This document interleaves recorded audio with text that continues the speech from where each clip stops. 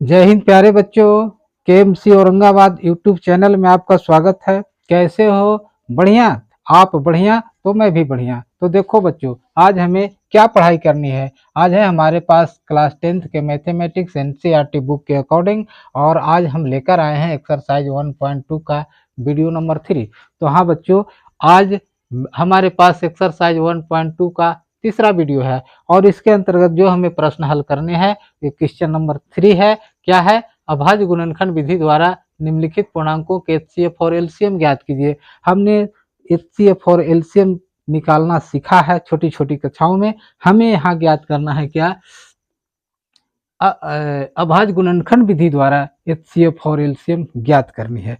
तो चलिए अब हम बिना समय गंवाए अपने प्रश्न पर जंप करते हैं। चलिए, ये रहा हमारा क्वेश्चन नंबर 3 का पहला में क्या है? 12, 15 और 21 के हमको एचसीएफ और एलसीएम दोनों ज्ञात करना है, और वो भी अभाज्य गुणनखंड विधि द्वारा। तो सबसे पहले 12, 15 और 21, ये तीन जो संख्याएं हैं, तीनों संख्याओं का हम अभाज्य गुणनखंड ज्ञात करते हैं। तो 12 के अभाज्य गुणनखंड क्या हो जाएगा? 12 के अभाज्य गुणनखंड, अब छोटी अभाज्य संख्या 2 होती है, 2 से स्टार्ट करते हैं। 2 छक 12 लग गया, 2 से फिर 2 तिया 6 लग गया। ये 3 फैक्टर आ गए, 3 गुणनखंड आ गए अभाज्य गुणनखंड। ये जो संख्या 2, 2 और 3, ये सब अभाज्य गुणनखंड है। ठीक है। 15 के अभाज्य गुणनखंड हम ज्ञात करते हैं। तो 15 के अभाज्य गुणनखंड ये कितने से लगेगा? 2 से तो लगेगा नहीं, 3 से, 3 पचे 15, चलिए टूट गया, 3 और 5 में टूट गया। अब जो है 21 है, तो 21 के भी अभाज्य गुणनखंड हम ज्ञात कर लेते हैं। 3 से 7, 3 7 21, बस हो गया। अब हम अभाज्य गुणनखंडों को यहाँ गुणनफल के रूप में लिखते हैं। कैसे? 12 बराबर क्या हो जाएगा? 2 गुना 3। ठीक। इसके बाद 15 को लिखते हैं 3 गुना 5, 3 गुना 5। इसके बाद 21 को गुणनखंड के रूप में लिखते हैं कैसे? 3 गुना 7। अब अभाज्य गुणनखंड के समूह हमें यहाँ प्राप्त हो गए। जो पूर्णांक हमें दिए गए हैं उनका जो है हमें अभाज्य गुणनखंड प्राप्त हो गए हैं। अब क्या करना है? ध्यान दीजिए, कैसे हम एचसीएफ ज्ञात करेंगे। सबसे पहले हम एचसीएफ ज्ञात करेंगे। तो एचसीएफ बराबर क्या हो जाएगा? तो एचसीएफ बराबर, एचसीएफ ज्ञात करने के लिए कॉमन फैक्टर को देखा जाता है। तो इसमें बताइए क्या है कॉमन? इसमें 2 है, 2 है, 3 है, 2 है यहाँ, 2 है यहाँ, कहीं इन दोनों में 2 नहीं है ना? तो 2 को हम छोड़ देंगे, है ना, यूं ही पड़ा रहने दें उसे। अब हम 3 पर चलते हैं। तो 3 यहाँ है, 3 यहाँ है और 3 यहाँ है। ठीक है। तो देखो, इसको हम समझने के लिए घेरा लगा देते हैं। 3 जो है तीनों में उभयनिष्ठ है, तीनों में शामिल है। तो यहाँ हम लिख दिए 3। ठीक है। अब यहाँ 5 है और यहाँ 7 है। 5 ऊपर नीचे नहीं है, 7 दोनों ऊपर में नहीं है, यानी कि 5 जो है केवल 15 के गुणनखंड है, 21 केवल 7 के गुणनखंड है। तो अकेले अकेले राग अलापने से काम नहीं चलेगा। एचसीएफ माने हाईएस्ट कॉमन फैक्टर ज्ञात करने के लिए क्या जरूरत है? वो गुणनखंड सभी में हो, सबों का गुणनखंड होना चाहिए। तो यहाँ 3 ही एकमात्र ऐसा अभाज्य गुणनखंड है जो तीनों में शामिल है। तो एचसीएफ बराबर 3 हो गया। यही हो गया आंसर। ठीक है। अब क्या करते हैं? एवं एलसीएम बराबर, एलसीएम क्या हो जाएगा? एलसीएम ज्ञात करने के लिए क्या करते हैं? जितने भी इसको मिटा देते हैं। ये हो गया 3 और यह भी है 3। अब क्या करते हैं? अब हमें एलसीएम निकालने की बारी है। तो एलसीएम निकालने के लिए क्या किया जाता है? इसमें कोई भी गुणनखंड छूटता नहीं है ना? सभी गुणनखंडों को हम गुणनफल के रूप में यहाँ शामिल कर लेंगे। 2 है 2 बार, तो लिख देंगे क्या? 2 गुना 2, 2 गुना 2, ठीक है। इसके बाद 3 है यहाँ, यहाँ और यहाँ, तीनों जगह है, लेकिन हम 3 बार नहीं लिखेंगे, एक बार लिख दिए। ये जो एक बार लिख दिए, इसका भी काम चल जाएगा, इसका भी काम चल जाएगा और इसका भी काम चल जाएगा, ये 3 लिखने से, ठीक है। अब 5 बेचारा है यहाँ, तो 5 को भी लिख दीजिए, और 7 है यहाँ, तो 7 के भी लिख दिए। यानी कि कोई गुणनखंड हमें छूटना नहीं चाहिए, सभी गुणनखंडों को गुणा किया जाता है, गुणनफल प्राप्त किया जाता है। ये कितना हो जाएगा, 2 दूना 4 तिया 12 पचे 60, 60 सत्ते 420 हो जाएगा, है ना। ये आ गया कितना, 420, 420, यही जो है आंसर हो गया इसका। ये निकल गया हमारा क्या, एलसीएम। तो एलसीएम वह छोटी से छोटी संख्या होती है, एलसीएम वह छोटी से छोटी संख्या होती है जिसमें दी गई संख्याओं से पूरा पूरा भाग लग जाता है। यानी कि 420 सबसे छोटी संख्या है, बिल्कुल दिमाग में बैठा लीजिए।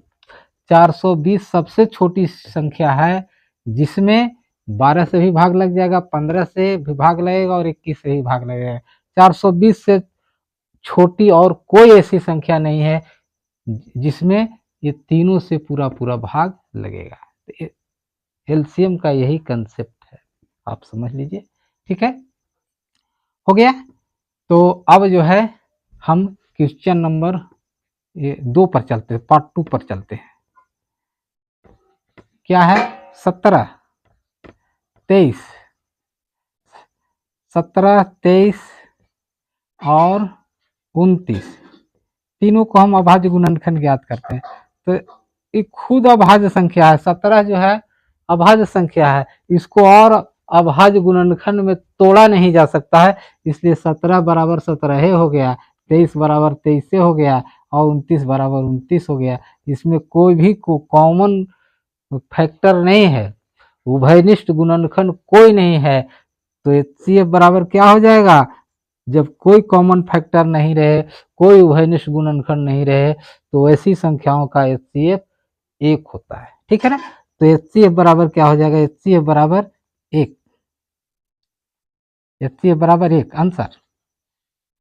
एवं एलसीएम बराबर क्या हो जाएगा, इधर बना देते हैं, एवं एलसीएम बराबर, एलसीएम, एलसीएम तीनों को गुना कर देंगे, कोई है ना, तीनों गुणनखंड को क्या करेंगे, गुना कर देंगे। तो 17 गुने 23 गुना 29, ये गुना जब कर देंगे तो हमें प्राप्त हो जाएगा क्या, 17 में 23 से गुना करेंगे पहले, 17 तिया 51 हो गया और 17 दूनी 34 हो गया, 1 5 4 9 3 391, फिर इसमें 29 से गुना कर देंगे, 9 एकम 9, 9 9 81, 9 तिया 27, ध्यान दीजिए, 9 एकम 9, 9 9 81 की 1, 9 तिया 27 8 35,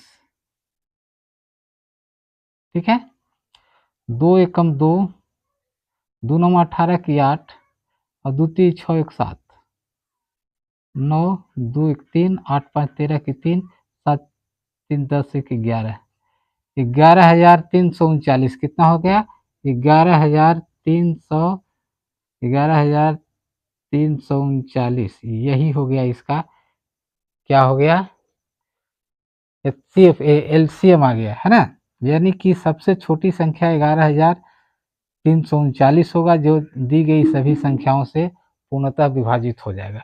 एक बार पुनः आप देख लीजिए कहीं गलत तो नहीं हो गया, 17 तिया 51 और 17 दूनी 34 हो गया, 1 5 4 9 3, 29 से 9 एकम 9, 9 9 81 हासिल 8, 9 तिया 27 हो 8 35, 2 2 9 18, 2 3 6 1 7, 9 2 1 3, 8 5 13, 7 3 10 1 11, ठीक है, यही हो गया इसका एलसीएम, ठीक है। अब हम बनाते हैं तीसरा, तीसरा जो है हमारा पार्ट इस क्वेश्चन का, उस पर हम मूव करते हैं, चलिए, ठीक है। तो तीसरा में क्या है, 8, 8 के निकालेंगे अभाज्य गुणनखंड, 9 के निकालेंगे अभाज्य गुणनखंड और 25 के निकालेंगे अभाज्य गुणनखंड। तो 8 के निकालते हैं, कितना आ जाएगा, 2 से, 2 चौके 8, फिर 2 से, 2 दूना 4, हो गया, टूट गया, है ना। तो ये क्या हो गया, 2 गुना 2 गुना 2, 9 के कितना हो जाएगा, तो 9 में देखिए 3 से लगेगा, 3 से लगेगा तो 3 गुना 3 हो गया है। 25 में देखिए, 25 के 5, 5 गुने 5 हो गया। अब HCF ज्ञात करने के लिए देखना है हमें, तो HCF बराबर अभाज्य गुणनखंड निकल गया। अभाज्य गुणनखंड विधि द्वारा हम HCF और LCM निकाल रहे हैं। तो HCF इसका देखिए कॉमन फैक्टर को देखा जाता है, उभयनिष्ठ गुणनखंड को देखा जाता है। तो यहाँ उभयनिष्ठ गुणनखंड क्या है, यहाँ 2 है, इसमें केवल 2 2 है, इसमें केवल 3 3 है, इसमें केवल 5 5 है, किसी में कोई गुणनखंड कॉमन नहीं है। तो HCF बराबर हो जाएगा क्या, 1। यही आंसर हो गया HCF। एवं LCM क्या हो जाएगा इसका, LCM कोई गुणनखंड छूटना नहीं चाहिए, सबको गुना कर लिया जाता है। तो 2 3 बार आया है, तो 2 गुना 2 गुना 2, ठीक है, मिटाते हैं इसको। इसके बाद 3 2 बार आया है, तो गुना में 3 गुना में 3, और 5 भी आया है 2 बार, तो गुना में 5 गुना में 5। अब इसको हम क्या करते हैं, गुना कर देते हैं। तो गुना जब कर देते हैं तो कितना आता है, 2 दूना 4 दूनी 8 की 24, 24 तिया 72, और 72 में 55 25 से गुना कर दीजिए। 72 में 25 से,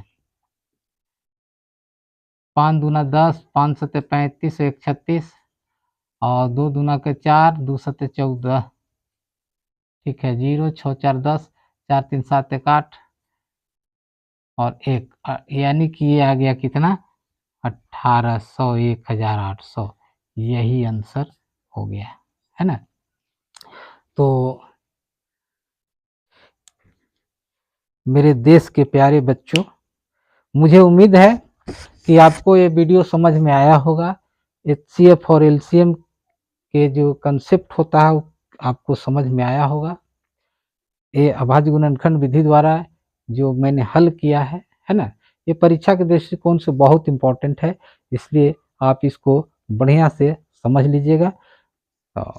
thank you very much for watching this video. Okay, bye, फिर मिलेंगे।